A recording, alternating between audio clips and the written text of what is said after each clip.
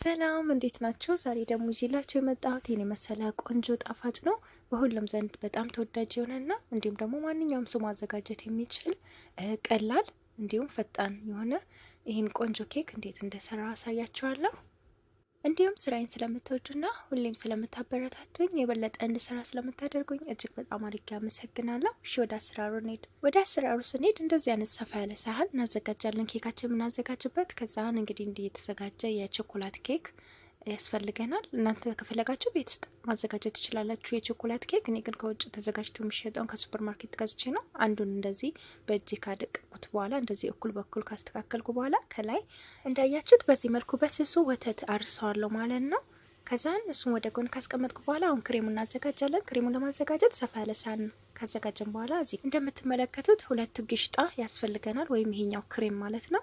ሁለቱን እዛው ሳህን ላይ ከጨመርኩ በኋላ የሚያስፈልገን ድሪም ዋይፕ ነው። ድሪም ዋይፕ ሁለቱን እጨምራለሁ። እዚህ ጋር እንደምትመለከቱት ሁለት ድሪም ዋይፕ እና 6 ክሬም ቺዝ ወይ ደግሞ ጅብን ኬር የሚባለውን እንጨምራለን። 6 ፍሬ ማለት ነው።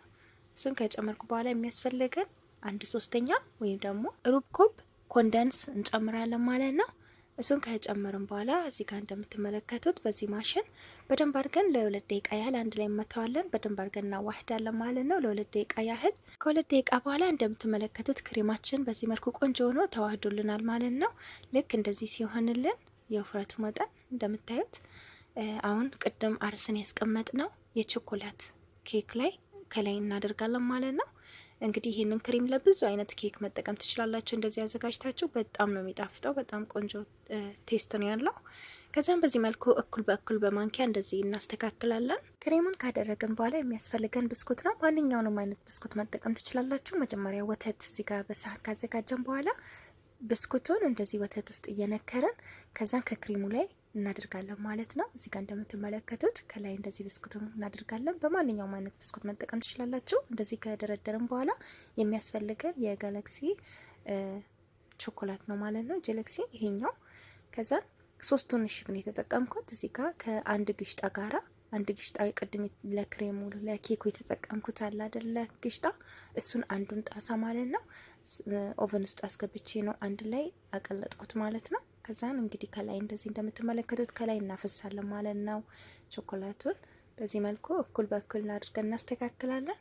ከዛን የሚያስፈልገን አንድ ፍሌክ ያስፈልገናል። ይሄኛው ቾኮላት ማለት ነው። ሳንከፍተው እዛው እንዳለው እንደዚህ በእጃችን እናደቃለን።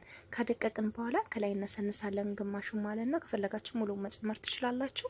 በዚህ መልኩ ከላይ ካደረግን በኋላ እንደዚህ እንደምትመለከቱት እንደዚህ በላስቲክ ሸፍነን ፍሪጅ ውስጥ እታች ማለት ነው ለ4 ሰዓት እናቆያለን። ከዛም በላይ ብታቆዩ ችግር የለውም። ፍሪጅ ውስጥ በቆየ ቁጥር አሪፍ እየሆነ ነው የሚሄደው። ስለዚህ ከዛም በላይ ብታቆዩም በጣም አሪፍ ነው የሚሆነው እንጂ ምንም ችግር የለውም። ከዛን እንግዲህ ከ4 ሰዓት በኋላ እዩት ኬካችን የሚመስለውን። በጣም ነው የሚያምረው። በጣም ለብዙ ፕሮግራም መጠቀም ትችላላችሁ። እንግዳ ቢመጣባችሁ፣ ልደት፣ የተለያየ ፕሮግራም ቢኖርባችሁ እንደዚህ ለበዓልም ለተለያየ ነገር እንደዚህ አዘጋጅታችሁ መጠቀም ትችላላችሁ ማለት ነው ቤታችሁ ውስጥ። እንደምትመለከቱት ኬካችን እዛው እንዳለው ነው ያለቀው። ሁላችንም በጣም ወደነው ደስ ብሎን የበላ ነው። እንደውም እኔ ኬክ 2 ደግሜ መብላት አልወድም። ነገር ግን ይህንን ኬክ በጣም ቴስቱን ስለወደድኩት ደግሜው ነው ማለት ነው ጨርሼ ድጋሚ የበላሁት ማለት ነው። እና እናንተም ሞክሩት፣ እንደምትወዱት ምንም ጥርጥር የለኝም። እሺ ጓደኞቼ ከመሰናበቴ በፊት ቢዮ ላይ የዩቲዩብ ቻናል ሊንክ አለ። እባካችሁ እዛ ላይ በመግባት ጠቃሚ የሆኑ በጣም ብዙ ቪዲዮዎችን ሰርቻለሁ። ዩቲዩብ ላይ ገብታችሁ አይታችሁ በዛውም ላይክ፣ ሼር፣ ሰብስክራይብ እያደረጋችሁ አበረታቱኝ። ሀሳብ አስተያየታችሁን በኮሜንት ሴክሽን ላይ ጻፉልኝ። እንዲሁም ደግሞ ከቲክቶክ እየሄዳችሁ እንደሆነ እንዳውቅ ከቲክቶክ ነው የመጣሁት በሉኝ። ብዙዎች እየሄዳችሁ እዛ ኮሜንት እየሰጣችሁኝ ነው። ከቲክቶክ እንደሄዳችሁ በጣም ነው ማመሰግነው።